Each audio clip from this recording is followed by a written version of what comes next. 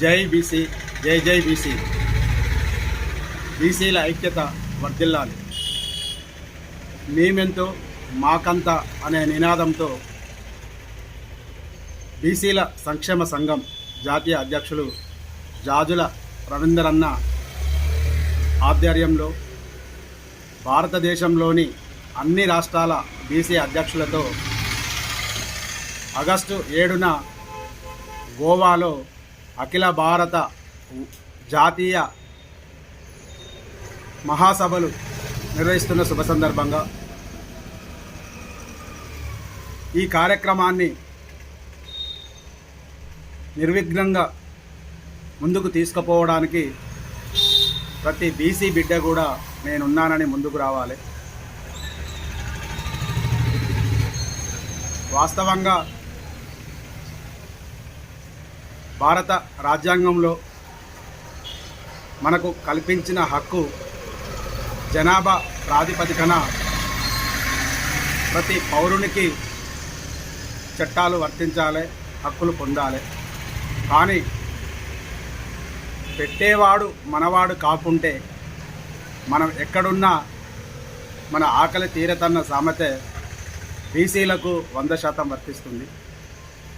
మరి స్వతంత్రం వచ్చినప్పటి నుంచి వెళ్ళి రాజ్యాధికారం అగ్రవర్ణాల చేతిలో వారు అన్ని విధాల పదవులు హోదాలను అనుభవిస్తూ మరి అట్టడుగు వర్గాలైన ఎస్సీ ఎస్టీ బీసీలకు మరి అన్యాయం చేస్తూ ఇప్పటికీ కూడా ఇంకా బీసీలకు అన్యాయం జరుగుతుంది. మరి భారత రాజ్యాంగ నిర్మాత బాబా సాహెబ్ గారి ముందు చూపుతోటి ఎస్సీ ఎస్టీలకు కొంతమేరకు న్యాయం జరిగినప్పటికీ మరి బీసీలకు ఇప్పటికీ అన్యాయమే జరుగుతుంది. మరి ఇదే సందర్భం లోపట భారతదేశం లోపట 140 కోట్ల జనాభా ఉంటే మరి కులాల వారీగా రిజర్వేషన్లు ఎందుకు ప్రతిపాదించరు? 10% ఉన్న అగ్రవర్ణాల కులాలకు మరి రిజర్వేషన్ కల్పించినప్పుడు బీసీలకు ఎందుకు వర్తించరు? మరి బీసీల దగ్గరికి వచ్చినప్పటికే 50% రిజర్వేషన్లు మించకూడదు అనేది మరి ధర్మాసనం నిర్ణయించినప్పటికీ మేము కోరేది ఒకటే, మరి ఏ శాత ప్రకారము మీరు అగ్రవర్ణాలకు కావచ్చు, అట్టడుగు బిడ్డలైన ఎస్సీ ఎస్టీ బిడ్డలకు కావచ్చు కుల ప్రతిపాదికన మీరు రిజర్వేషన్లు కల్పించినప్పటికీ అదే ప్రకారము మా బీసీ బిడ్డలైన అన్ని కులాలకు అదే చట్టాన్ని అదే న్యాయాన్ని వర్తించే విధంగా మన చట్టాలను పునర్పరిశీలించి సమన్యాయం జరిగే విధంగా చూడవలసిన బాధ్యత మరి చట్టసభలలో శాసనాలు చేసే అత్యంత కీలకమైన పదవులు అనుభవిస్తున్న మన భావి భారత పౌరులకు భారతదేశం అగ్రగామిగా నిలవాలనే ఆకాంక్షతోటి మీరు ఏదైతే ఆలోచిస్తుందో ఆ ఆలోచనకు సాధికారత కావాలంటే ఖచ్చితంగా బీసీలలో కూడా తగు న్యాయం చేసే విధంగా ఆలోచించాలి.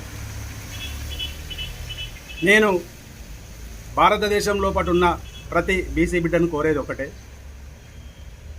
బీసీల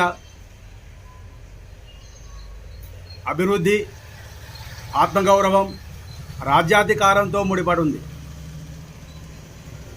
పవర్ అనేది ఈ సొసైటీని శాసిస్తుంది. తెలంగాణ రాష్ట్ర ముఖ్యమంత్రి వర్యులు గౌరవనీయులు మాన్యులు శ్రీ యనమల రేవంత్ రెడ్డి గారు ఎన్నికల కంటే ముందు బీసీలకు రిజర్వేషన్ కల్పించాలనే సదుద్దేశంతో రాహుల్ గాంధీ పర్యటనలో ఇచ్చిన హామీ ప్రకారం మరి శాసన సభలో తీర్మానం చేసి ఆమోదించినప్పటికీ దానిని గవర్నర్ ద్వారా ఢిల్లీకి కేంద్ర ప్రభుత్వానికి పంపించినప్పటికీ ఇప్పటికీ దానిపై ఆలోచించి బీసీలకు న్యాయం జరిగే విధంగా చర్యలు తీసుకోకపోవడం బీసీలకు బాధ కలిగిస్తుంది. మరే కొన్ని రాష్ట్రాలలో 9th షెడ్యూల్లో దీన్ని చేర్చి బీసీలకు చట్టసభలలో హక్కులు కల్పించడానికి అవకాశం ఉందని మరి నిపుణులు న్యాయ కోవిదులు చెప్పుతున్నప్పటికీ ఎందుకు సాత్కారం చేస్తుండో, ఎందుకు లేట్ చేస్తుండో అర్థమైతలేదు. మరి ఈ నినాదం భారతదేశం అంతటా ఒక మహోద్యమంగా మారుతుందనే ఆలోచనతోటి కేంద్ర ప్రభుత్వం కూడా జనగణనలో కులగణన చేయాలనే ఆలోచనకు వచ్చినందుకు మనస్ఫూర్తిగా బీసీల తరఫున అభినందిస్తూ, మరే ఈ బీసీలకు అన్యాయం జరగకుండా మీరు చేసే శాసనాలు చట్టసభల్లో అమలు అయ్యేంత వరకు బీసీలకు అన్యాయం జరగద్దంటే తప్పనిసరిగా 9th షెడ్యూల్లో పెట్టి బీసీల హక్కులను కాపాడి బీసీల ఆత్మగౌరవానికి పెద్దపీట వేయాలని మనవి చేస్తూ, మరే తెలంగాణ రాష్ట్రం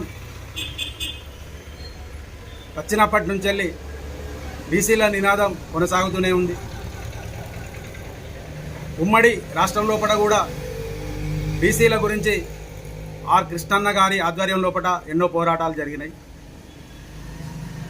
పోరాటాలు జరుగుతున్నాయి కానీ ఫలితాలు అందుతలేవు. కాబట్టి ఖచ్చితంగా మన లక్ష్యాన్ని చేరడానికి అందరూ ముందుకు రావాలి. ప్రత్యేకించి మరే కేంద్ర ప్రభుత్వము ఈ బిల్లును ముందుకు తీసుకుపోవడంలో జాప్యం చేస్తున్నందుకు మన తెలంగాణ రాష్ట్ర ముఖ్యమంత్రి వర్యులు దీనిపై ప్రత్యేక శ్రద్ధ తీసుకొని ఆర్డినెన్స్ జారీ చేసి అమలు చేయడానికి తీవ్ర కృషి చేస్తూ మరి తను ముందుకు పోతుండు. ఈ సందర్భంలో తెలంగాణ బీసీ బిడ్డలు దీన్ని మరింత ముందుకు తీసుకుపోవడానికి మనం స్ఫూర్తితో మన హక్కులను సాధించుకునే విధంగా చైతన్యవంతులు కావాల్సిన అవసరం ఉంది. కాబట్టి ఖచ్చితంగా ప్రతి బీసీ బిడ్డ మేల్కొని అన్ని రాష్ట్రాల లోపల ఉన్న బీసీ బిడ్డలు ఏకతాటిపైకి వచ్చి మరి చట్టాలను కూడా మార్చి బీసీలకు న్యాయం జరిగే విధంగా నేను సైతం అంటూ ముందుకు రావాలని వస్తారని ఆశిస్తూ, జై బీసీ, జై జై బీసీ, బీసీల ఐక్యత వర్ధిల్లాలి. నేను మీ డాక్టర్ మంద భాస్కర్ యాదవ్, సహజ కవి, సామాజిక రచయిత. థ్యాంక్ యూ, ధన్యవాదాలు.